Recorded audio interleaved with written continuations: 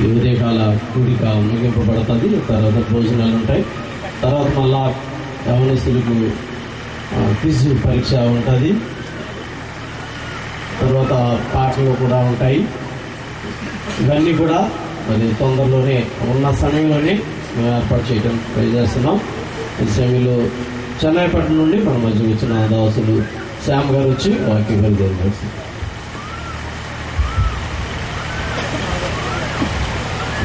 హల్లెలూయా. మన ప్రభువును రక్షకుడైన యేసుక్రీస్తు నామంలో మీ అందరికీ హృదయపూర్వక వందనం తెలియజేస్తున్నాను. హల్లెలూయా. ఈ ప్రాంతంలో దేవుని యొక్క వాక్యమును పంచుకోవడానికైనా మహా గొప్ప శ్లాఖ్యాన్ని ఇచ్చిన మహా గొప్ప దైవానికి నా రాజాది రాజైన రక్షకుడైన యేసయ్యకు మహిమ చెల్లిస్తున్నాం. హల్లెలూయా. దయచేసి ఒక్క నిమిషం తలలో వచ్చి మనం దేవుని సముఖంలో ప్రభువా మాతో మాట్లాడని చెప్పి మనం ప్రభు వైపు కన్నెత్తి చూడబోతున్నాం. ఆకాశమును భూమిని సృష్టించిన సర్వశక్తుడైన మా దేవ యేసు క్రీస్తు నామంలో ఈ మధ్యాహ్న సమయం మాతో మాట్లాడండి. ప్రభు యొక్క వాక్కు జీవం కలిగినది, ప్రతి మనిషిని జీవింపజేయగలిగినది. మీ వాక్కు ప్రతి ఒక్కరిని జీవింపజేసి అద్భుత ఆశ్చర్య కార్యములు ప్రభు ఈ మైదానంలో జరిగించి మీ నామాన్ని మహిమపరచమని యేసు నామంలో ప్రార్థన చేస్తున్నాము తండ్రి, ఆమేన్. దయచేసి బైబిల్ గ్రంథమందు సామెతలు 2వ అధ్యాయమందు 7వ వాక్యాన్ని ఎవరైనా గట్టిగా చదవగా మనం వినబోతున్నాం. సామెతలు 2వ అధ్యాయమందు 7వ వాక్యం, ఆయన యథార్థవంతులను వర్ధిల్ల చేయము. చప్పట్ల కొట్టి దేవుడు మహిమపరుస్తామా? హల్లెలూయా. దేవుని వాక్యం ఇక్కడ తేటగా వ్రాయబడుతూ ఉన్నది. ఆయన యథార్థవంతులను వర్ధిల్ల చేసే దేవుడని. ఆమేన్. హల్లెలూయా.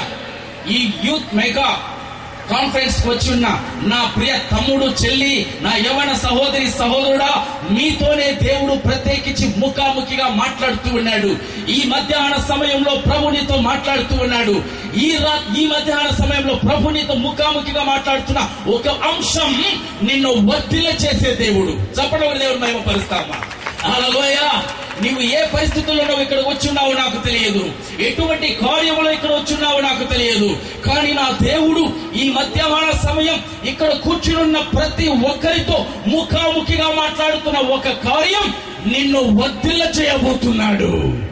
ఆమేన్. నీ చదువులో నువ్వు వర్ధిల్లబడబోతున్నావు. నీ బిజినెస్ లో నువ్వు వర్ధిల్ల చేయబోతూ ఉన్నాడు. నీ వ్యాపారంలో నిన్ను వర్ధిల్ల చేయబోతూ ఉన్నాడు. నీ యొక్క ఉద్యోగంలో నిన్ను వర్ధిల్ల చేయబోతూ ఉన్నాడు. నీవు ఏ కార్యం చేస్తున్నావో ఆ కార్యంలో నా దేవుడు నిన్ను వర్ధిల్ల చేయబోతున్నాడు. ఆమేన్. చెప్పండి ఆమేన్. వర్ధిల్ల చేయబోతున్నాడు. నా ప్రియ సహోదరి, సహోదరుడా, ఈ యూత్ మీటింగ్ లో ఒక యవన సహోదరుని గురించి ఎంతగా ఆశీర్వదింపబడి ఎంతగా వర్ధిల్లాడో ఒక చిన్న అంశాన్ని మాత్రం మీకు చెప్పి మీ కొరకు ప్రార్థన చేసి ముగించాలని ఆశపడుతూ ఉన్నాను. అది దానియేలు గ్రంథం 6వ అధ్యాయమందు 28వ వాక్యాన్ని ఎవరైనా గట్టిగా చదవండి. దానియేలు గ్రంథం 6వ అధ్యాయం 28వ వాక్యం. ఈ దానియేలు దర్యావేషు కాలమందును కోరేషు ప్రభుత్వ కాలమందును వర్ధిల్లెను. హల్లెలూయా. ఇక్కడ ఒక బైబిల్ గ్రంథంలో మనం చూస్తూ ఉన్నాం. ఒక యవన సహోదరుని గురించి ఇక్కడ రాయబడి ఉన్నది. ఆయన పేరు దానియేలు. ఈ దానియేలు గురించి బైబిల్లో చెప్పబడుతూ ఉన్నది. ఈ దానియేలు బబులోను దేశంలో చెరపట్టబడిన ఒక సాధారణమైన ఖైదీ అయిన ఒక దానియేలు. ఈయనను గురించి బైబిల్లో వ్రాయబడుతూ ఉన్నది. దర్యావేషు కాలమందు అతను వర్ధిల్లెను అని వ్రాయబడి ఉన్నది. దేవుడు అతను ఎంతగా వర్ధిల్ల చేశాడు, ఎంతగా గొప్పగా ఆశీర్వదించాడు, ఎంత గొప్పగా హెచ్చించాడన్న కార్యాలు మనం అట్లే లోతుగా గమనించామంటే ఆ బబులోను దేశంలో రాజైన దర్యావేషు కాలంలో రాజుకు తరువాత ఆ రాజ్యాన్ని పరిపాలన అధికారం చేయడానికి 120 మంది అధికారులు నియమించాడట రాజు. ఆ 120 మందికి ప్రముఖంగా 3 అధికారులుగా నియమించాడు. వారిలో ప్రాముఖ్యుడు ఈ దానియేలు చెప్పి అదే 6వ అధ్యాయములో 1 నుండి 3 వరకు మీరు చదివారంటే మీకు అర్థమవుతుంది. నా ప్రియ సహోదరి, సహోదరుడా, ఒక సాధారణమైన వ్యక్తి, ఇంకా చెప్పాలంటే దేశం కాని దేశంలో ఉన్న ఒక వ్యక్తి, ఇంకా చెప్పాలంటే చెరపట్టబడిన ఒక వ్యక్తి, దేశం కాని దేశములో రాజుకు తరువాత మొదటి స్థానంలో ఉన్న ఒక వ్యక్తిగా దేవుడు దానియేలును హెచ్చించినట్లుగా బైబిల్లో రాయబడి ఉంది. హల్లెలూయా! దేవుడు ఇంతగా ఆశీర్వదించాడు, ఎంతగా వర్ధిల్ల చేస్తాడని చూస్తున్నప్పుడు మనకు ఆశ్చర్యం కలుగుతూ ఉంది.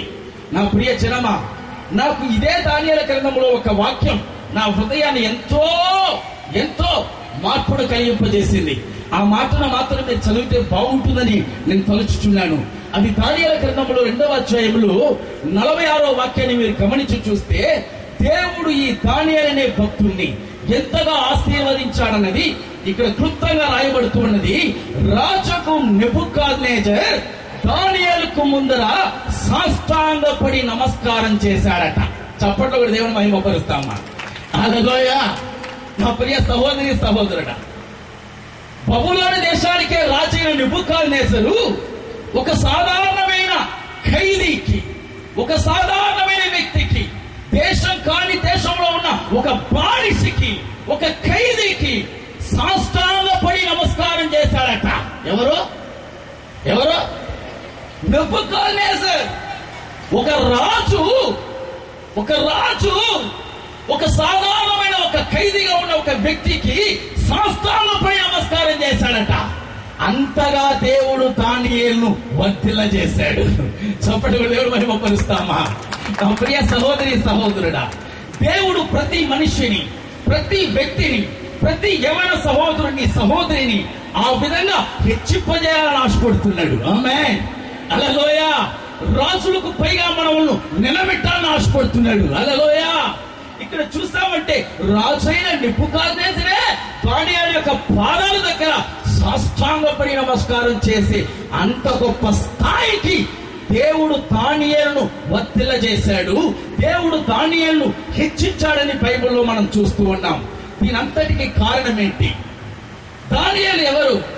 మనలాంటి సాధారణమైన ఒక మనిషే. దానియేలు ఎవరు? మనలాంటి ఒక సాధారణమైన ఒక యవనస్తుడే. ఈ యవనస్తుడైన దానియేలును దేవుడు ఇంత గొప్పగా ఆశీర్వదించడానికి, ఇంత గొప్పగా హెచ్చింపబడడానికి కారణం ఏంటి అని 3-4 కార్యాలు మీతో చెప్పి మీ కొరకై ప్రార్థన చేయాలని ఆశపడుతూ ఉన్నాను. మొట్టమొదటిగా ఈ దానియేలు యొక్క జీవితంలో ఇంత గొప్ప ఆశీర్వాదం, ఇంత గొప్ప హెచ్చింపుదల రావడానికి ప్రధానమైన కారణం అదే దానియేలు గ్రంథం 1వ అధ్యాయం నందు 8వ వాక్యాన్ని చదివినట్లయితే ఆ వాక్యం తేటగా రాయబడుతూ ఉంది. దయచేసి చదవండి.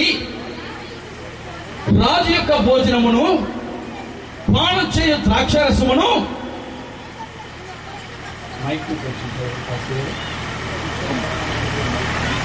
మళ్ళా చదవండి బ్రదర్,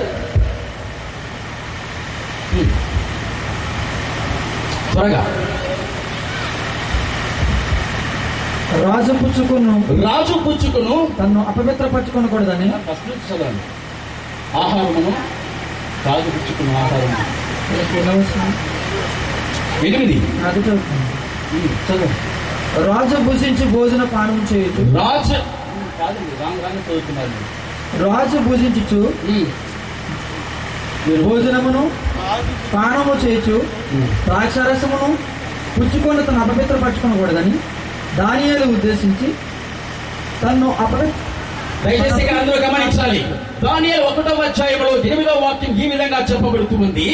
రాజు భుజించు భోజనమును, పానము చేయు ద్రాక్షారసమును పుచ్చుకొని తన్ను అపవిత్రపరచకూడదని దానియేలు ఉద్దేశించి. చప్పట్లు కూడా దేవుని మహిమపరుస్తామా.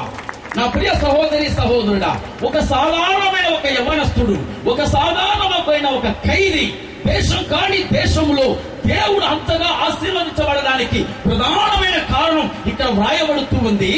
రాజు భుజించు ఆహారాన్ని, అతడు పానం చేసు ద్రాక్షరసాన్ని నేను భుజించును అని చెప్పి ఒక తీర్మానం అతడు చేస్తున్నది ఇక్కడ బైబిల్లో మనం చూస్తూ ఉన్నాం. దానియేలు యొక్క జీవితంలో ఒక భయంకరమైన హెచ్చింపుదల, ఆశీర్వాదానికి కారణం ఏంటి? ఈ బైబిల్లో వ్రాయబడుతూ ఉంది. అతడు ఒక తీర్మానం చేస్తూ ఉన్నాడు. ఆ తీర్మానం ఏంటి? రాజు భుజించే ఆహారాన్ని నేను భుజించను, రాజు త్రాగే ద్రాక్షారసాన్ని నేను త్రాగను అని నిర్ణయం తీసుకుంటున్నాడు, ఉద్దేశిస్తూ ఉన్నాడు, ఒక తీర్మానం చేస్తున్నాడు. కారణం ఎందుకు? ఇతను దానియేలు అనే ఇతను ఇశ్రాయేలు యూదులైన ఒక వ్యక్తి, దేవుని యొక్క భక్తుడు, దేవుణ్ణి ఆరాధిస్తున్న వ్యక్తి.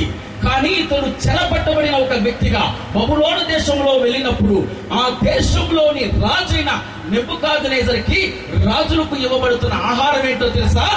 ఆ రోజుల్లో మనకు ఇక్కడ ఏ విధంగా కోళ్లను పొట్టేళ్లను దేవతలకు కట్ చేసి వాటిని భుజిస్తారు, ఆ రోజుల్లో బబులోను దేశంలో ఒక వింత అలవాటు ఉండేది.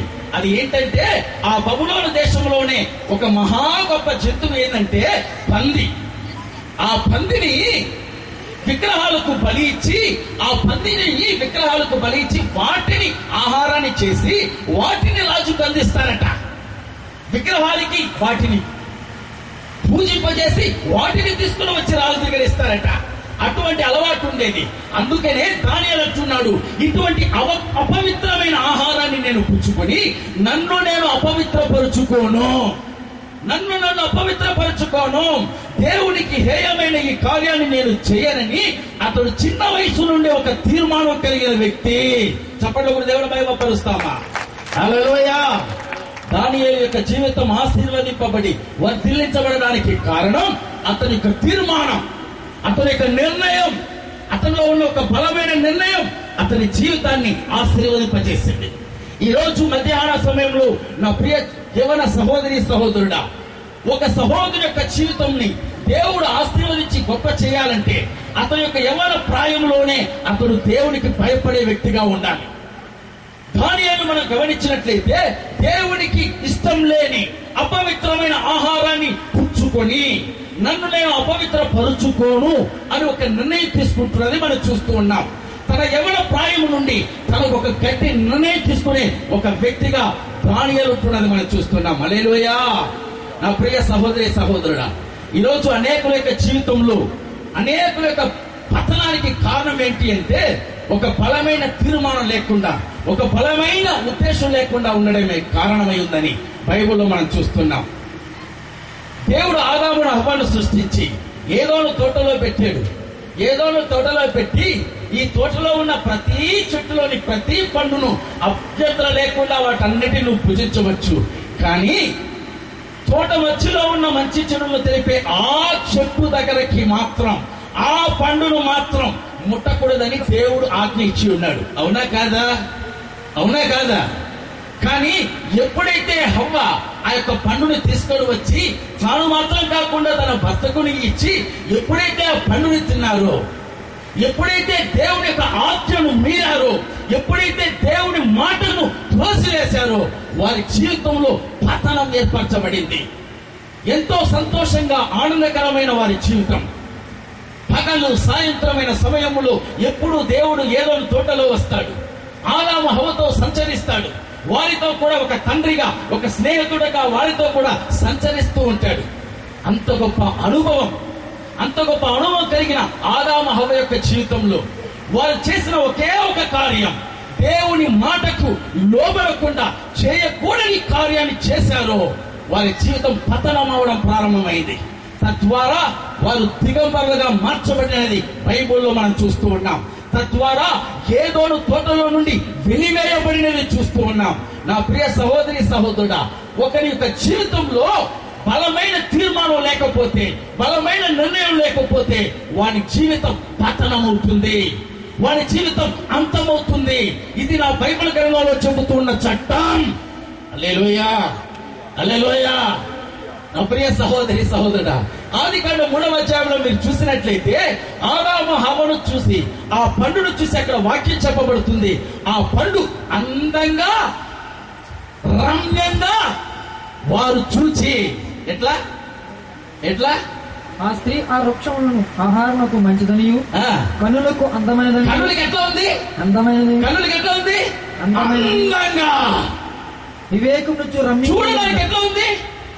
అందంగా. కనులకు అందంగా ఉంది. ఎప్పుడైతే కళ్ళకు అందంగా కనబడిందో వెంటనే దాన్ని పుచ్చుకొట్టున్నారు. ఈరోజు యవన సహోదరి సహోదరుడా, మన జీవితంలో పతనానికి మొదటి అడుగు మన చూపు.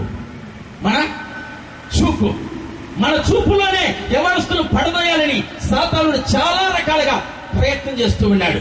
అందుకే ఆదాము హవ్వ యొక్క జీవితాన్ని పతనం చేయడానికి ఒక ఆయుధాన్ని ఉపయోగించింది సాతాను.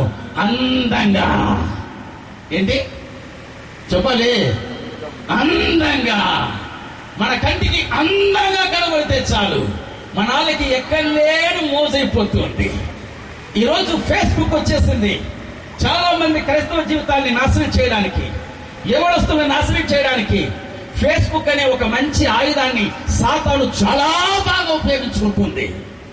ఫేస్ లో ఎవరెవరో ఫేస్లు పెడతారు, చివరికి బుక్ చేసేస్తుంది, లాక్ చేసేస్తుంది, దాంతో జీవితాన్ని పతనం చేసేస్తుంది. మీకు తెలిసే ఉంటుంది, ఈరోజు ఫేస్బుక్ ద్వారా ఎంతో మంది స్త్రీలు, ఎంతో మంది సహోదరులు వారి జీవితాన్ని పాడు చేసుకుంటున్న కారణం ఏంటి? చూడడానికి అందంగా.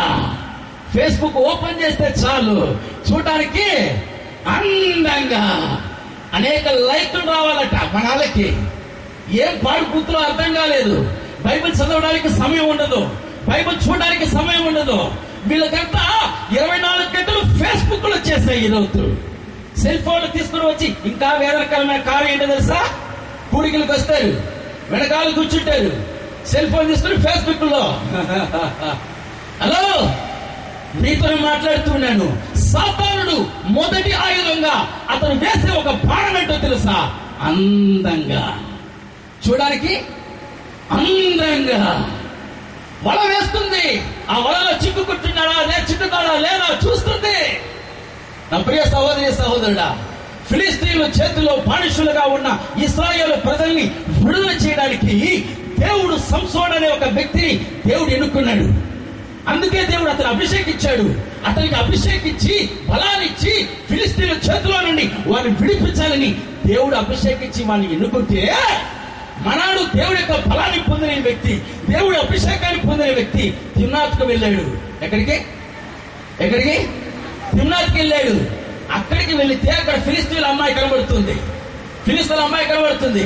బైబిల్లో ఆ వాక్యాన్ని మీరు చూసినట్లయితే ఇక్కడ రాయబడుతుంది, తిమ్నాతులో ఫిలిస్తీన్ల అమ్మాయిని చూచి ఏం చేశాడు?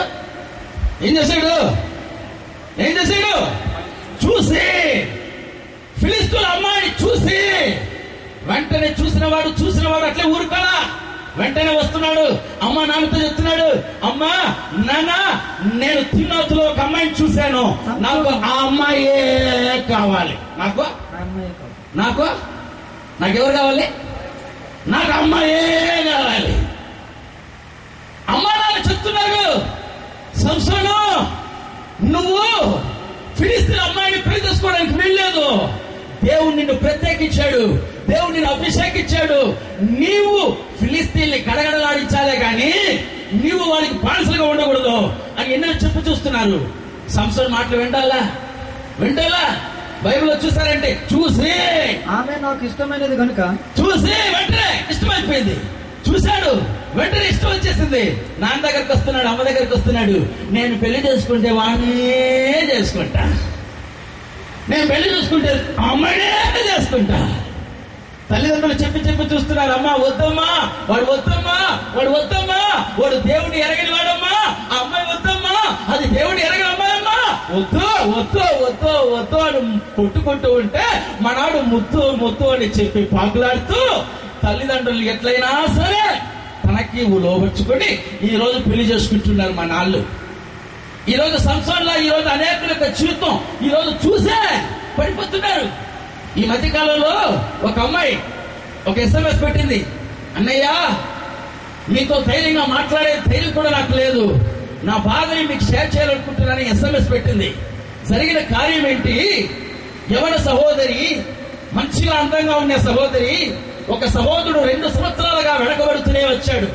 అమ్మాయి అడుగుతుంది, 2 సంవత్సరాలుగా నన్ను వెంబడిస్తున్నాడే, నా పైన ఎంత ప్రేమ లేకపోతే ఇంతగా వెంబడిస్తాడని చెప్పి తాను కూడా తన హృదయాన్ని ఇచ్చింది. ప్రేమ అనే కామంలో పడిపోయింది, ఆ పాపంలో పడిపోయి అతన్ని పెళ్లి చేసుకోవడానికి సిద్ధపడింది. వెంటనే ఇద్దరు మన ఇళ్లలో ఒప్పుకోరు, మనం ఎవరికి తెలియకుండా వివాహం చేసుకుందామని చెప్పి హైదరాబాదు పట్టణానికి వెళ్లారు. అక్కడ వివాహం చేసుకున్నారు. 2 సంవత్సరాలు అక్కడ ఉన్నారు. 2 సంవత్సరాలు ఉన్నారు. ఒక పాప పుట్టింది. మంచిగానే ఉంది. ఆ తర్వాత తెలిసింది అతడికి అంతకు ముందే 2 పిల్లలు కలిగిన ఒక తండ్రి అని, అంతకు ముందే వివాహమైన ఒక వ్యక్తి అని. ఇప్పుడు ఆ సహోదరి చెబుతూ ఉంది, ఇప్పుడు నా పరిస్థితి ఏంటి బ్రదర్, నా పరిస్థితి ఏంటి బ్రదర్. నా ప్రియ సహోదరి సహోదరుడా, నేను ఎంతో వేదనగా చెప్తున్నాను. ప్రపంచంలోనే చాలా మందికి తెలుసు దోమల వల్ల కలిగే భయంకరమైన వ్యాధి ఏంటి అంటే డెంగ్యూ అంటారు. అవునా కాదా? అవునా కాదా? నేను చెప్తున్నాను, ప్రేమ అనే దోమ కానీ కుట్టిందంటే వాడి జీవితంలో డెంగ్యూ కన్నా భయంకరమైన స్థితిలో పడిపోతున్నాడండో. హల్లెలూయా, హల్లెలూయా. మన సంసోను జీవితంలో ఇదే జరిగింది. ఫిలిస్తీన్ అమ్మాయిని చూశాడు, ఆ అమ్మాయినే చేసుకుంటానన్నాడు. ఎంత చెప్పినా ఊరుకోరా, సరిపోతే పోని చేసేశారు. దాంతో ఊరుకున్నాడమన్నాడు. గాజాకి వెళ్ళాడు, అక్కడ ఒక గుర్జా కనబడింది. హల్లెలూయా. ఆమె ఒక వేసి, కానీ అతనికి అందంగా ఉంది, అతనికి అందంగా ఉంది. ఫిలిస్తీన్ల అమ్మాయి కన్నా, తిమ్నాతులో ఉన్న అమ్మాయి కన్నా ఈ యొక్క గాజాలో ఉన్న పూజ చాలా అందంగా ఉంది అనుకున్నాడు. ఆమెను ఎట్లయినా సరే ఆమె దగ్గరికి వెళ్ళాలి. వెళ్ళాడు, రెండవ తప్పు. ఆమెతో కలిశాడు, రెండవ తప్పు అయిపోయింది. దానితో మన వాడి హృదయం ఊరుకోలా. సోరేకు వెళ్ళాడు, అక్కడ దెలీలా కనబడుతుంది. దెలీలాను చూశాడు, వెంటనే అతను మనసులో అనుకున్నాడు, నేను మొదటి చూసిన తిమ్నాతులోని అమ్మాయి కన్నా, గాజాలో ఉన్న కూజా కన్నా ఈ దెలీలానే మిన్నా అనుకున్నాడు. వాలిపోయాడు దెలీలా యొక్క ఒడిలో. లాలించి లాలించి లాలించి లాలించి దెలీలా యొక్క పాటలకు, దెలీలా యొక్క మోజుకు మనాడు అట్లే పరలోకం కనబడుతూ ఉంది. మనాడు అనుకుంటున్నాడు, ఇదేనా స్వర్గం, ఇదేనా జీవితం అని. ఎప్పుడైతే మనాడు ఆమె ఒడిలో పడిందో వెంటనే ఆమె చేసింది బోడుగుండు, కొట్టేసింది బోడుగుండు. అయిపోయింది జీవితం. అంతే, బలాన్ని కోల్పోయాడు, దేవుని ఆత్మను కోల్పోయాడు. దేవుని ఆత్మను కోల్పోయిన ఈ యొక్క సంసోను జీవితంలో ఆమె అనుదినము మాటలు నా ప్రియ వద్దండి, నేను చదవమన్నప్పుడు చదవండి సార్. ఎప్పుడైతే తన అభిషేకమును కోల్పోయాడు, ఎప్పుడైతే తన మహిమను కోల్పోయాడో, ఇప్పుడు సాధారణమైన ఒక పిల్లిలా పడిపోయాడు. వెంటనే ఫిలిస్తీన్లు వస్తున్నారు, కాళ్ళు చేతులు కట్టేస్తున్నారు, వాడిని తీసుకువెళ్తూ ఉన్నారు. 2 కళ్ళు పీకేశారు. ఇంకా వేదనకరమైన కార్యం బైబిల్లో రాయబడుతూ ఉంది. పిండిని రూపిస్తున్నారు. నా ప్రియజనమా, ఈ సంసోను అంటే ఎవరో తెలుసా? ఈ సంసోను గురించి బైబిల్లో రాయబడుతూ ఉంది, సింహాన్ని కూడా మేక పిల్లను చీల్చినట్టు చీల్చిన మహావీరుడు. ఇంత మహావీరుడు ఇప్పుడు ఏం చేస్తున్నాడు? పిండి రుబ్బుకుంటున్నాడు. 300 నక్కలను పట్టి వాటికి దివిటీలు కట్టి ఫిలిస్తీన్ల యొక్క పట్టణాలను నాశనం చేసి ఫిలిస్తీన్ల యొక్క గుండెల్లో రైళ్లు పరిగెత్తిన మహావీరుడెవరా? సంసోన్. ఇప్పుడు ఏమైంది? 2 కళ్ళు పీకబడి గుడ్డివాడగా ఫిలిస్తీన్లు అందరి చేత పరిహసింపబడుతున్న ఒక సంసోనుగా మార్చబడ్డాడు. గాడిద ఎముక టవడ ఎత్తుకుని 1000 మంది ఫిలిస్తీన్లను చంపిన ఆ మహావీరుడు సంసోను చివరికి తన ప్రాణాన్ని కోల్పోయే పరిస్థితి ఎదురయ్యింది. నా ప్రియ జనమా, ఒక బలమైన తీర్మానం లేకుండా, ఒక బలమైన నిర్ణయం లేకుండా ఈ రోజు సంసోను యొక్క జీవితమే పతనమైపోయింది. బైబిల్లో చూస్తూ ఉన్నాం, దానియేలు భక్తిని దేవుడు హెచ్చించాడు. ఎంతగా హెచ్చించాడు? రాజే సాష్టాంగపడి నమస్కారం చేస్తుండా అంత గొప్పగా. అప్పుడు దేవుడు అంత గొప్పగా దేవుడు ఆశీర్వదించాడు భక్తుడైన దానియేలును. కారణం అతని హృదయంలో బలమైన నిర్ణయం. ఎటువంటి పాపానికి నా కళ్ళని నేను అప్పగించును, ఎటువంటి పాపానికి నా హృదయాన్ని నేను అప్పగించును. ఒక నిర్ణయం. దేవుడికి ఇష్టం లేని ఏ పాపాన్ని నేను చెయ్యను. నా దేవుడు పరిశుద్ధుడు కాబట్టి నేను పరిశుద్ధంగా జీవిస్తానన్న నిర్ణయం.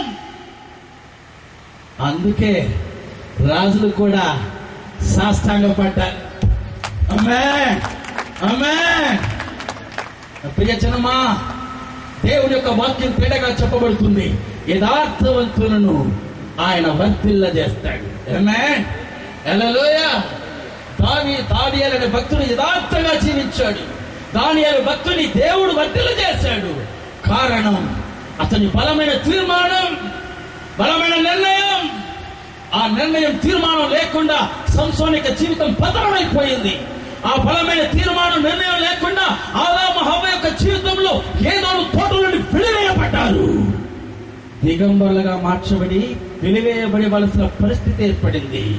దేవుని యొక్క మహిమ చేత, దేవుని యొక్క స్వరూపం చేత సృష్టింపబడిన ఆదాము హవ్వ ఆయన మహిమను కోల్పోయారు, ఆయన ప్రసన్నతను కోల్పోయారు.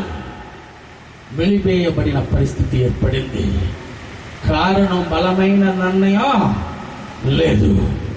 ఈ మధ్యాహ్న సమయంలో నా యవ్వన సహోదరి సహోదరుడా, నీ జీవితం ఆశీర్వదింపబడాలంటే, నీ జీవితంలో నువ్వు అనుకున్న దానికన్నా గొప్ప కార్యాలు సాధించాలంటే, నీ జీవితంలో ఒక దానియేలుగా నువ్వు హెచ్చించబడాలంటే నీలో ఒక బలమైన నిర్ణయం కావాలి. ఆమేన్. యోసేపడే యవనస్తుని గురించి బైబిల్లో రాయబడుతూ ఉంది. తన వస్త్రం పోయినా పర్వాలేదు, తనను ఎంత నిందించినా పర్వాలేదు, నన్ను చెరసాలలో వేసినా పర్వాలేదు, నేను పరిశుద్ధంగా జీవిస్తానని వైరాగ్యంతో లేచిన యోసేపు. అందుకే ఫరో తర్వాత స్థానాన్ని యోసేపును సింహాసనం కూర్చోబెట్టి అందంగా చూశాడు నా దేవుడు. హల్లెలూయా. ఎందుకయ్యా దేవుడు యోసేపుడు సింహాసనం కూర్చోబెట్టి అందంగా చూశాడు? ఎందుకయ్యా? తన జీవితంలో ఒక నిర్ణయం.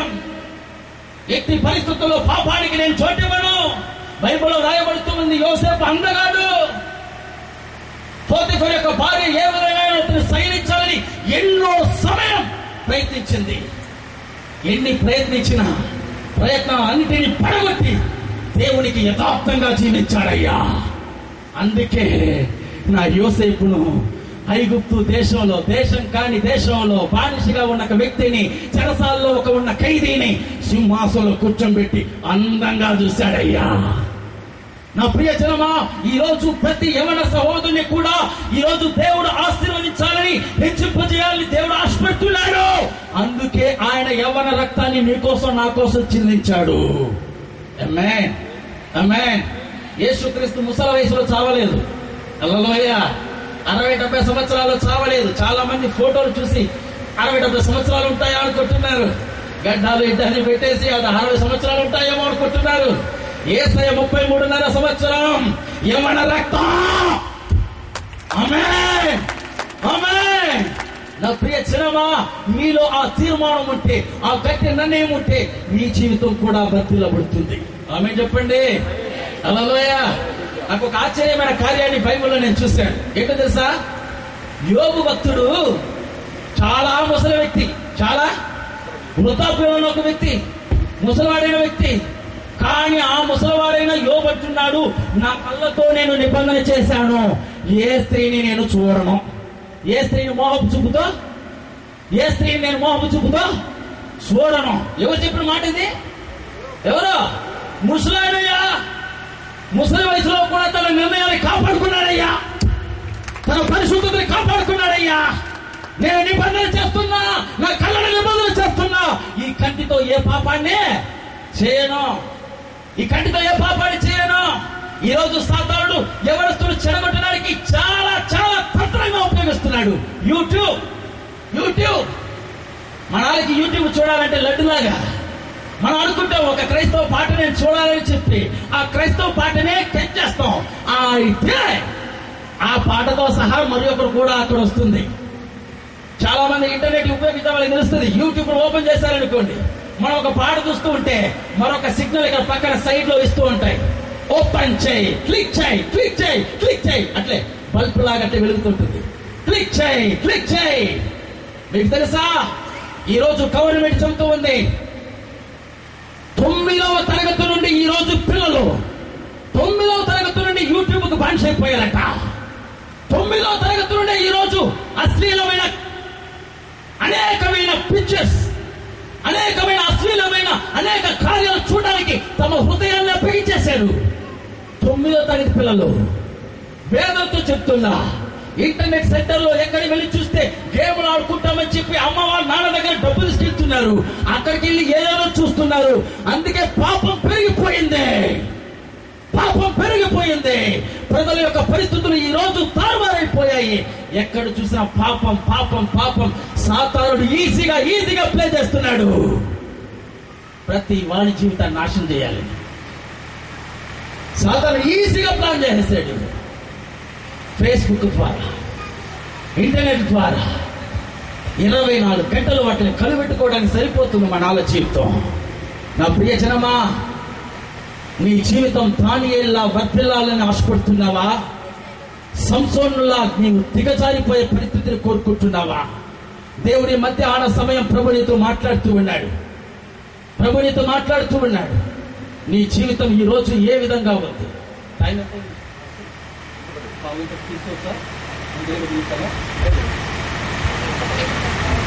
ప్రియ సహోదరి సహోదరుడా, సాతాను ప్లే చేస్తున్నాడు ప్రతి యవ్వనస్తుని ఈరోజు. అనేక క్రైస్తవులు ఈరోజు దేవునికని వాడబడిన వాళ్ళు, దేవునికని మంచిగా ఉపయోగపరచవలసిన వాళ్ళు ఈరోజు అనేకులు పాపానికి బానిసైపోయారు. కారణం వర్ధిల్ల చేయబడకుండా మిమ్మ జీవితాన్ని సంసోన్లా పడదోయాలని, పతన చేయాలని చూస్తున్నాడు. ఛాన్స్ ఇవ్వకు. ఎవడ సహోదరి సహోదరుడా, ఉన్నది ఒకే ఒక జీవితం, అది యేసు కోసం. చప్పటి దేవుడు మహిమ పరుస్తావా? యేసు కోసం ఉన్న జీవితం, యేసు కోసం. నీ జీవితాన్ని యోసేపులా దేవునికి సమర్పించి చూడు. నీ జీవితాన్ని దానియేలులా దేవునికి సమర్పించి చూడు. నీ జీవితం ప్రకాశింపబడుతుంది. ఆశీర్వదిస్తాడయ్యా. దేవుని నామ మహిమ కొరకు చెబుతున్నాను. దేవుడు మిమ్మల్ని ఆశీర్వదిస్తాడు. దానియేలు యొక్క జీవితంలో మొదటి కార్యం అతని పరిశుద్ధం. అందువల్లే దేవుడు ఆశీర్వదించాడు. రెండవదిగా చూస్తున్నాం, 6వ అధ్యాయంలో చెప్పబడుతుంది. 10వ వాక్యంలో చూసినట్లయితే దావీదుకు ఉన్న రెండవ గొప్ప విశేషమైన కార్యం ఏంటో తెలుసా? అతనికి ప్రార్థన చేసే అలవాటు ఉన్న వ్యక్తి. చెప్పండి, దేవుని మహిమ పరుస్తామా? హల్లెలూయా. దానియేలుకున్న రెండవ కార్యం ఏంటి? ప్రార్థన చేసే అలవాటు. అది ఏ విధంగా? రోజుకు 3 సార్లు ఖచ్చితంగా ప్రార్థన చేసే అలవాటు ఉంది. ఇటువంటి అలవాటు కలిగిన వ్యక్తి అని బైబిల్లో రాయబడి ఉంది. మీరు ఈ చాప్టర్ని మీరు 6వ అధ్యాయం మొదటి నుంచి మీరు చదివినట్లయితే ఇక్కడ ఒక సమూహం రాయబడుతుంది. దానియేలు దేవుడు ఆశీర్వదించి హెచ్చించాడు, కానీ అతని కింద ఉన్న అధికారులు అనుకుంటున్నారు దానియేలు వేరే దేశంలో ఉన్న వ్యక్తి, సాధారణ ఒక ఖైదీ. వీడిని ఇంతగా దేవుడు ఆశీర్వదించాడే, వీడిని ఏ విధంగా పడదోయాలని చెప్పి, అతనిలో ఏదో ఒక నిందను కనిపెట్టాలని చెప్పి ఎన్నో ప్రయత్నాలు చేశారు. కానీ మన ఆడకు ఎక్కడ ఎన్ని వెతికినా ఒక్క నింద కూడా కనిపెట్టలేని పరిస్థితుల్లో అంత పరిశుద్ధంగా జీవించాడు. చెప్పడం దేవుడు మహిమ పరుస్తాం. హల్లెలూయా. అంత పరిశుద్ధంగా జీవించాడు. రెండవదిగా రాయబడుతుంది, ఈ యొక్క అధికారులంతా ఒక ప్లాన్ చేస్తూ ఉన్నారు. దానియేలు జీవితంలో పరిశుద్ధంగా ఉంటున్నాడు. అతను లంచాలు తీసుకోవడం లేదు, ఏ వ్యభిచారం పాపం చేసేది లేదు, ఏ మద్యపానం తాగేది లేదు, ఎటువంటి చెడు అలవాటు లేదు. కానీ ఇతన్ని ఏ విధంగా అయితే మనం చిక్కుల్లో పెట్టి, అతన్ని ఏ విధంగా అయితే మనం సంపాదని చెప్పి ఒక టాలెంట్ గా ఒక చిన్న ప్లాన్ చేస్తున్నారు. అదేంటంటే 30 రోజుల వరకు తమకు ఏ కష్టం వచ్చినా, ఏ బాధ వచ్చినా రాజు దగ్గర తప్ప ఏ దైవం దగ్గర ప్రార్థన చేయకూడదు, విన్నపించకూడదని ఒక చట్టాన్ని ఏర్పరచమని రాజు అయిన దర్యావేషు దగ్గరికి వెళ్ళి కొంతమంది మంత్రులంతా వెళ్ళి ఒక చట్టాన్ని ఏర్పరచమని చెప్పారు. వెంటనే అక్కడ ఉన్న వాళ్ళు అనుకున్నారు, ఇదేం మూర్ఖపు చట్టం, ఇటువంటి మూర్ఖపు చట్టం మనకెందుకు అని చెప్పి రాజు అంటున్నాడు. కానీ మంత్రులు అంటున్నారు, లేదు లేదు, ఈ చట్టాన్ని వేస్తే మీ యొక్క విలువ ఏంటో తెలుస్తుంది, మీ ఖ్యాతి ఏంటో తెలుస్తుంది, ఈ చట్టాన్ని వేసే తీరాలంటున్నారు. రాజు ఆ చట్టానికి ఆమోదించాడు, సంతకం పెట్టేశాడు, అయిపోయింది. ఆ చట్టాన్ని మీరినట్లయితే సింహముల గుహలో త్రోయబడతారని చెప్పే ఒక భయంకరమైన శిక్ష ఉంది. అందువల్ల ప్రతి ఒక్కరూ ఈ 30 రోజుల వరకు ఎవ్వరు ఏ కష్టం వచ్చినా రాజు దగ్గర తప్ప ఏ దైవం దగ్గర ప్రార్థన చేయకూడదని చెప్పి అందరూ రాజు యొక్క చట్టానికి భయపడి వాళ్ళు ప్రతి ఒక్కరు ప్రార్థన చేయడం నిలిపేశారు. అందరికి ఏ కష్టం వచ్చినా రాజు దగ్గరికి వెళ్తున్నారు. కానీ దానియేలు భక్తుడికి ఉన్న పెద్ద గొప్ప అలవాటు ఏంటంటే తాను యథా ప్రకారం 3 పూట్ల ప్రార్థన చేస్తాడు. ఆమేన్, హల్లెలూయా. ప్రార్థన చేసే అలవాటు. వెళ్ళాడు మనాడు, బైబిల్లో మీరు చదివారంటే ఆ పై అంతస్తులో అక్కడ వెళ్ళి కిటికీలంతా తెరిచేశాడు. కిటికీలంతా చట్టం ఉంది ప్రార్థన చేయకూడదని, చట్టం మీరితే సింహం కూడా వేస్తారని తెలుసు. ఇన్ని తెలిసి కూడా తన యథాప్రకారంగా మోకాళ్ళ నుంచి ప్రార్థన చేస్తున్నాడు. మనాలకి ఎప్పుడెప్పుడు ఛాన్స్ వస్తుందా అని చూస్తూ వచ్చారు. ఇప్పుడు ఛాన్స్ వచ్చేసింది. దానియేలు మోకాళ్ళతో ఉన్న వ్యక్తిని మోకాళ్ళలోనే అట్లే తీసుకుని వచ్చి రాజు దగ్గర పెట్టారు. అయ్యా, దానియేలు అంటే మీకు చాలా ఇష్టం, ఎట్లయినా తప్పించేస్తారు, అందుకే మోకాళ్ళతో ఉన్న వ్యక్తి మోకాళ్ళతోనే తీసుకొని వచ్చేసాం. దానియేలు ప్రార్థన చేస్తున్నాడు, అతన్ని ఎట్లయినా శిక్షించాలంటున్నారు. నా ప్రియ సహోదరుడా, దానియేలు భక్తులకున్న ఒక మంచి అలవాటు ప్రార్థన చేసే అలవాటు. అతను ఎన్ని చట్టాలు వచ్చినా అతనికి భయం లేదు, ఎన్ని కష్టాలు వచ్చినా అతనికి భయం లేదు, అతను ఎన్ని బాధలు వచ్చినా భయం లేదు, ఎన్ని శ్రమలు వచ్చినా భయం లేదు. అతనుకున్న అలవాటు ప్రార్థన. ఆమేన్, హల్లెలూయా. ప్రార్థన, దేవుడితో అతనుకున్న సామర్థ్యం, దేవుడితో అతనుకున్న ఐక్యత, దేవుడితో మాట్లాడే అనుభవం. ఈ అనుభవం కలిగిన వ్యక్తి ఎప్పుడు ఓడిపోయిన చరిత్ర లేదయ్యా. ఆమేన్, హల్లెలూయా. యవ్వన కాలంలో, యవ్వన ప్రాయంలో నీ జీవితం వర్ధిల్లాలంటే, నువ్వు ఆశీర్వదింపబడాలంటే, నువ్వు హెచ్చించబడాలంటే నీకు ఒక గొప్ప ట్విస్ట్, ఒక గొప్ప కార్యాన్ని చెబుతూ ఉన్నాను. మొదటి కార్యం, పరిశుద్ధత కోసం నీ హృదయాన్ని బలమైన నిర్ణయం తీసుకో. రెండవది, ఎన్ని శ్రమలు వచ్చినా, ఎన్ని కష్టాలు వచ్చినా, ఎన్ని చట్టాలు వచ్చినా ప్రార్థన అనుభవాన్ని మాత్రం మిస్ కాకూడదు. హల్లెలూయా. ప్రార్థన అనుభవాన్ని మిస్ కాకూడదు. ప్రార్థన అనుభవం, దేవుడితో ఐక్యత, ఇది చాలా ఇంపార్టెంట్. ఈ అనుభవం కలిగిన వాళ్ళకి దేవుడు విజయం ఇస్తాడు. ఆమేన్, హల్లెలూయా. ఇశ్రాయేలు ప్రజల మీదకి అమాలేకీయులు యుద్ధానికి వచ్చేసారు. ఒక పక్క భయంకరమైన యుద్ధం జరుగుతుంది. మోషే చూస్తూ ఉన్నాడు, యుద్ధంలో ఓడిపోయే పరిస్థితులు ఎదురవుతున్నాయని. వెంటనే యెహోషువకు బాధ్యతలు అప్పగిస్తూ ఉన్నాడు. యుద్ధాన్ని చేయవలసిన బాధ్యతలు యెహోషువకి ఇచ్చాడు. యెహోషువ, నువ్వు యుద్ధాన్ని చేయి, నేను అహరోను హూరు ముగ్గురం వెళ్ళబోతున్నాం, ప్రార్థన చేయబోతున్నాం, దేవుడు మనకు విజయాన్ని ఇస్తాడని చెప్పి యుద్ధం చేసే బాధ్యతను యెహోషువ దగ్గర ఇచ్చాడు. అహరోను హూరుని తీసుకుని మోషే కొండపైకి వెళ్ళాడు. మోషే చేతులెత్తి ప్రార్థన చేస్తూ ఉండగా ఇశ్రాయేలు ప్రజలు గెలుస్తూ ఉన్నారు. ఎప్పుడైతే తన చేతులు కిందకి చాచేస్తున్నాడో, బలహీనపడి కిందకి చాచేస్తున్నాడో, వెంటనే అమాలేకులు గెలుస్తూ ఉన్నారు. మోషే చూశాడు, మనం గెలవాలంటే మన ప్రాణమైన పెట్టే తీరాలి, మన ప్రార్థన చేసే తీరాలి. వెంటనే నిర్ణయం తీసుకుంటున్నాడు, ప్రార్థన చేయండి, అద్భుతం జరగదని నిర్ణయం తీసుకుంటున్నాడు. అహరోన్ని హూరుని పిలుస్తున్నాడు. ఈ పక్క ఒకరిని వారిని బటువుగా ఉంచుతున్నాడు. 2 చేతులు దేవుడి వైపు చూస్తూ ఉన్నాడు. సాయంత్రం వరకు ప్రార్థన చేస్తూ ఉన్నాడు. జయం యెహోవా ఇశ్రాయేలు ప్రజలకు అనుగ్రహించాడు. హల్లెలూయా, హల్లెలూయా. ఒక విజయం నీకు కలగాలంటే, ఒక ఆశీర్వాదం నీకు కలగాలంటే నీ జీవితంలో ప్రార్థన అనుభవం కలగాలి. ఆమేన్, ఆమేన్.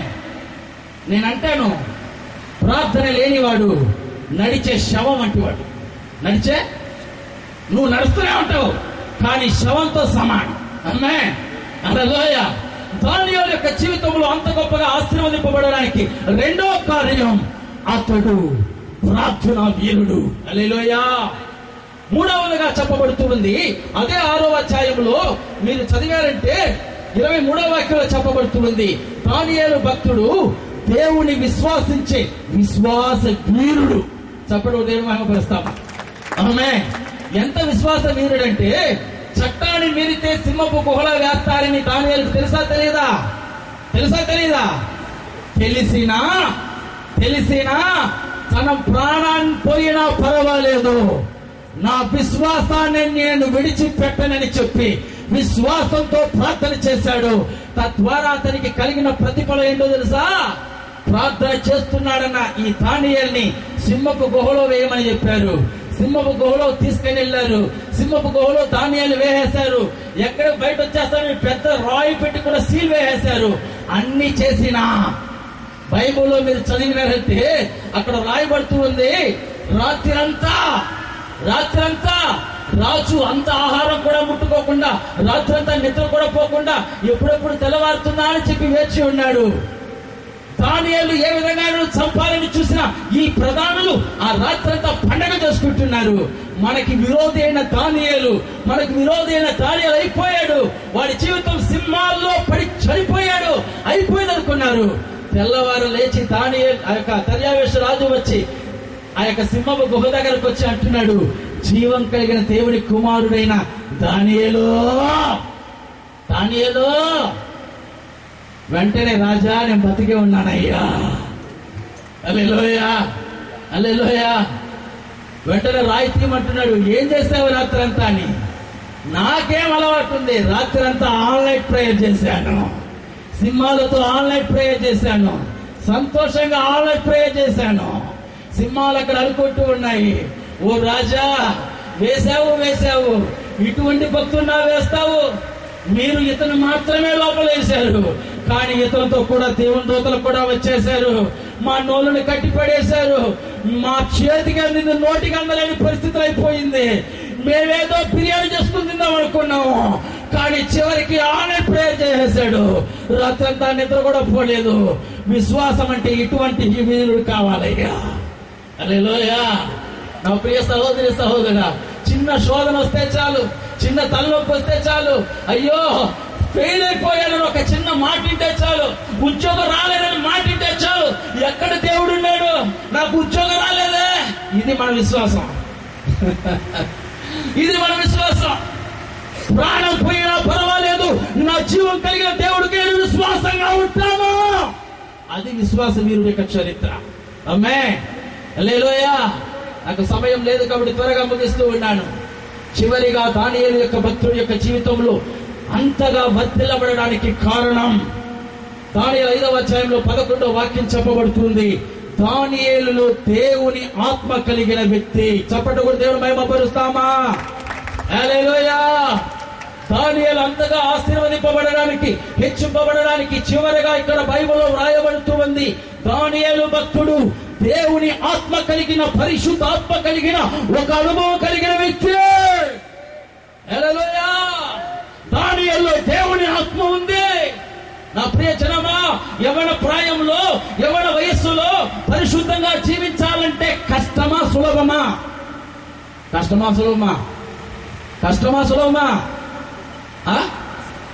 సులభమా?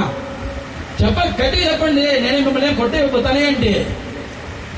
యవ్వనస్తుడుగా నేను చెప్తున్నా, యవ్వన ప్రాయంలో పరిశుద్ధంగా జీవించాలంటే కష్టం. అందుకే పౌలు భక్తుడు అంటున్నాడు, నా శరీరాన్ని ప్రతిరోజు నేను అన్నగా కొట్టుతున్నా, చితగా కొడుతూ ఉన్నా. పరిశుద్ధంగా జీవించాలన్న తపన.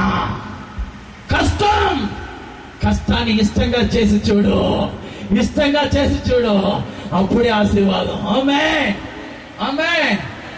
ఇంత కష్టంలో కూడా పరిశుద్ధంగా జీవించడం ఎలా? యవ్వన వయసులో ఇంతటి భయంకరమైన పాపపు జీవితంలో నేను పరిశుద్ధంగా జీవించడం ఎలా? నా కళ్ళు పరిశుద్ధంగా ఉండాలంటే ఎలా? నా హృదయం పరిశుద్ధంగా ఉండాలంటే ఎలా? నా నోరు పరిశుద్ధంగా ఉంటే ఎలా? అందుకే జకర్యా 4వ అధ్యాయం 7వ వాక్యం చెప్పబడుతుంది, బలమ చేతనైనను శక్తి చేతనైనను కాదు, దేవుని ఆత్మ చేత అవుతుందయ్యా.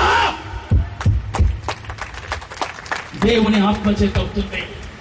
అందుకే యేసుక్రీస్తు చెప్పాడు, అపోస్తలుల 1వ అధ్యాయంలో 8వ వాక్యం చెప్పబడుతుంది, పరిశుద్ధ ఆత్మను పొందుడే, అప్పుడు మీరు బలము పొందుతారు.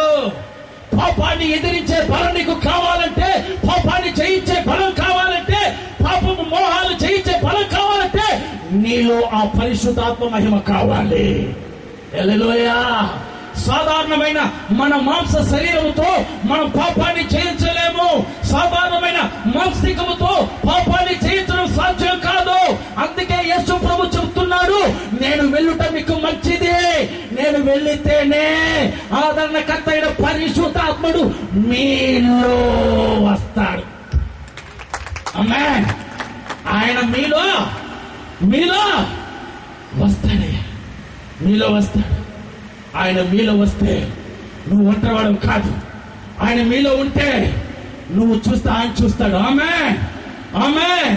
పరిశుద్ధాత్మ అనుభవంలో నడచబడి, పరిశుద్ధాత్మ చేత నింపబడి ఒక వ్యక్తి నడిపింపబడితే అతని చూపు పరిశుద్ధంగా ఉంటుంది, అతని క్రియలు పరిశుద్ధంగా ఉంటాయి, అతని మాటలు పరిశుద్ధంగా ఉంటుంది.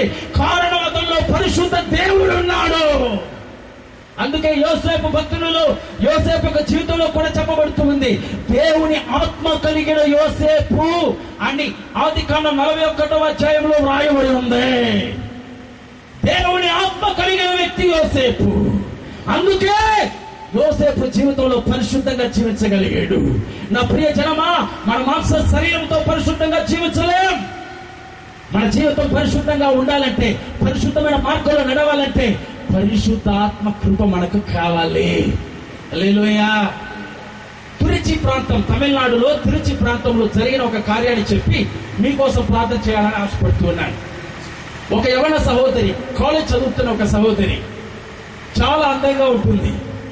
ఆ అమ్మాయిని ఎంతో మంది కాలేజీలో ఉన్న వాళ్ళు ఏ విధంగా తమ యొక్క ట్రాక్ లో ఏ విధంగా పడతోయాలని ఎన్నో ప్రయత్నాలు చేశారు.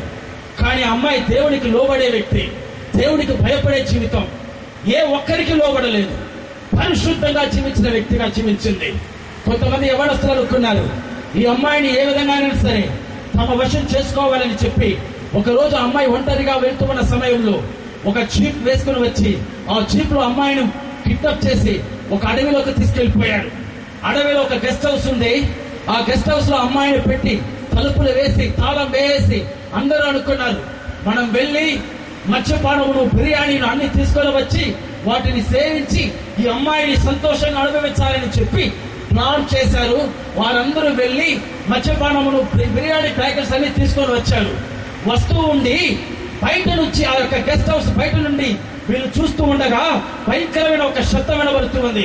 వీళ్ళకి ఏం జరుగుతుందో అర్థం కాలేదు. ఏంటి అని దగ్గరకు వెళుతూ ఉంటే ఆ గదిలో ఆ యొక్క కిటికీలు తెరిచి చూస్తే భయంకరమైన వెలుగు, ఆ యొక్క వెలుగు ఆ యొక్క గదంతా నింపబడి ఉంది. అమ్మాయి అట్లే యేసయ్య వైపు చూసి అన్య భాషలతో దేవుని స్తుతిస్తూ ఉంది, దేవుని మహిమపరుస్తూ ఉంది. పరిశుద్ధాత్మతో నింపబడి మహిమపరుస్తున్న సమయంలో ఆ గదంతా దేవుని యొక్క మహిమ నింపబడి దేవుని దూతల చేత నింపబడి ఉన్నది చూశారు. ఎప్పుడైతే ఆ యొక్క దర్శనం, ఆ యొక్క సంభవాన్ని చూశారో వారిలో హృదయాల్లో అట్లే పాపం, అట్లే వారి హృదయం గుంజుకుంది. అయ్యో, ఈ అమ్మాయి దేవుని యొక్క కుమార్తె, ఇది దేవు దూత అని చెప్పి ఆ తాళములు తెరిచి ఆ అమ్మాయిని కాళ్ళ దగ్గర పడి క్షమాపణ అడిగి ఆ అమ్మాయిని అట్లే తీసుకొని ఇంటికి తీసుకెళ్లారయ్యా. నా ప్రియ సహోదరి సహోదరుడా, పరిశుద్ధాత్మ యొక్క కార్యం, పరిశుద్ధాత్మ యొక్క క్రియలు ఈ విధంగా ఉంటాయి. నీ జీవితంలో నిన్ను కాపాడడానికి, నీకు సహాయం చేయడానికి, నీకు బలాన్ని ఇవ్వడానికి పరిశుద్ధాత్మ దేవుడు అవసరం. నా ప్రియ సహోదరి సహోదరుడా, మొట్టమొదటిగా నేను చెప్తున్నాను, దానియేలు యొక్క జీవితం అంతగా వర్ధిల్లబడడానికి కారణం ఏంటి? దేశం కాని దేశంలో ఖైదీగా ఉన్న ఒక వ్యక్తి ఆ రాజ్యానికే రాజు తర్వాత స్థానంలో సింహాసనంలో కూర్చోన్నాడంటే, అంత అధికారం కలిగిన వ్యక్తిగా ఉన్నాడంటే కారణం ఏంటి? రాజు అయిన నెబుకద్నెజరే దానియేలు యొక్క పాదాల దగ్గర సాష్టాంగపడి నమస్కారం చేసి అంత గొప్ప వ్యక్తిగా దానియేలు మార్చబడడానికి కారణం ఏంటి? వాక్యం చెప్పబడుతూ ఉంది, అతని బలమైన తీర్మానం, పరిశుద్ధత కోసం వైరాగ్యం, ప్రార్థన జీవితంలో వైరాగ్యం, విశ్వాస జీవితంలో వైరాగ్యం, పరిశుద్ధాత్మలో వైరాగ్యం. ఈ అనుభవం కలిగాడు కాబట్టి దానియేలు జీవితం ఆశీర్వదించబడింది. అందరూ పైకి లేచి నిలబడదామా? ఈ మొదటి సెక్షన్ ముగించే ఈ సమయంలో ప్రభు ఈ మధ్యాహ్న సమయం మనతో మాట్లాడి ఉన్నాడు. నా యవ్వన సహోదరి సహోదరుడా, ఈ మధ్యాహ్న సమయం ప్రభు మనతో మాట్లాడి ఉన్నాడు. నీ జీవితం కూడా దానియేలులా ప్రకాశింపబడాలా? నీ జీవితం కూడా దానియేలులా వర్ధిల్లాలా? ఒక యోసేపులా వర్ధిల్లాలా? దానియేలు భక్తుడంటున్నాడు, ఒక బలమైన తీర్మానం, ఎట్టి పరిస్థితుల్లో అపవిత్రమైన కార్యాన్ని చేసి నా శరీరాన్ని నేను పాపానికి బానిస చేయను. దేవునికి ఇష్టం లేని ఏ మద్యపానం నాకు అవసరం లేదు. దేవునికి ఇష్టం లేని ఏ వ్యభిచారం నాకు అవసరం లేదు. దేవునికి ఇష్టం లేని ఏ మోహం నాకు అవసరం లేదు. నా ప్రియ చెల్లి, నా ప్రియ తమ్ముడు, బైబిల్లో వ్రాయబడుతూ ఉంది, యేసు ప్రభు చెప్పాడు, ఒక స్త్రీని మోహపు చూపుతో చూస్తేనే ఆమెతో వ్యభిచారం అయిపోయింది. వ్యభిచారం అంటే ఏంటి? నీ చూపులోనే ఆయన పరిశుద్ధం కోరుకుంటున్నాడు.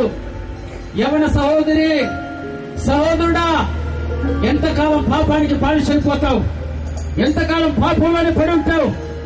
ఎంతకాలం ప్రేమ అని చెప్పి తిరుగుతావు? ఎంతకాలం ఫేస్బుక్ లో తిరుగుతావు? ఎంతకాలం యూట్యూబ్ లో తిరుగుతావు?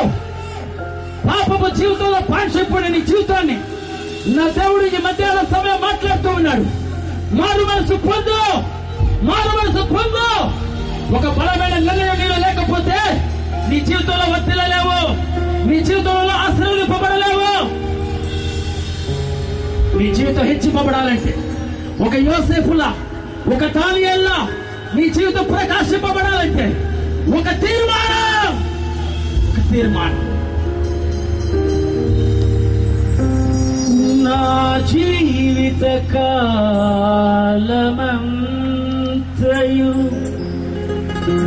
ప్రభు నీలోన జీవించాలని,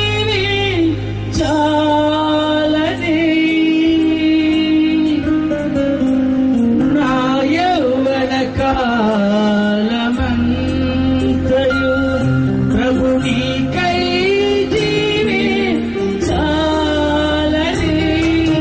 నా హృదయ నీ కొరకై వేచెనే నిలవెల్లా.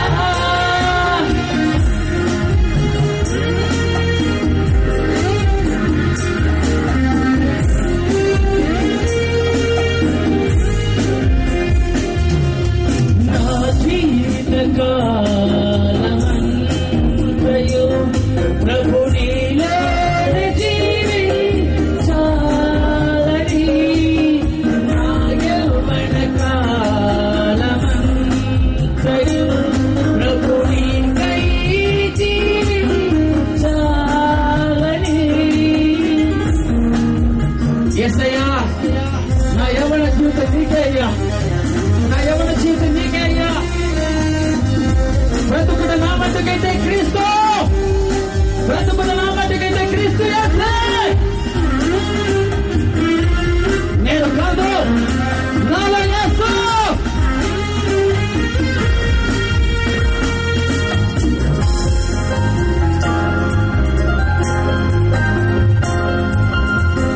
దానియేలులా మంచి తీర్మానము చేసి జయ జీవితం నేను పొందాలని, యోబువలె నా కళ్ళను నిబంధన చేసి నా జీవ గమ్యాన్ని చేరాలని, నా హృదయ నీ కొరకై వేచెనే నిలవెల్లా.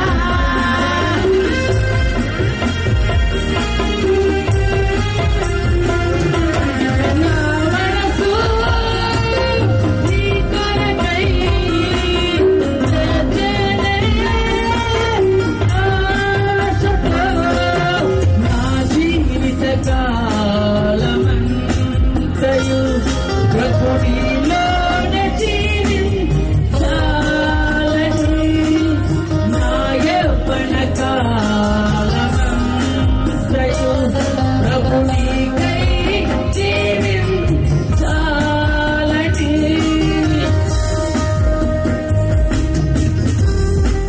నా యవ్వన సహోదరి, సహోదరుడా, ఉన్నది ఒకే ఒక జీవితం. ఎంతకాలం జీవించగలవు? 70 సంవత్సరాలు జీవించగలవా?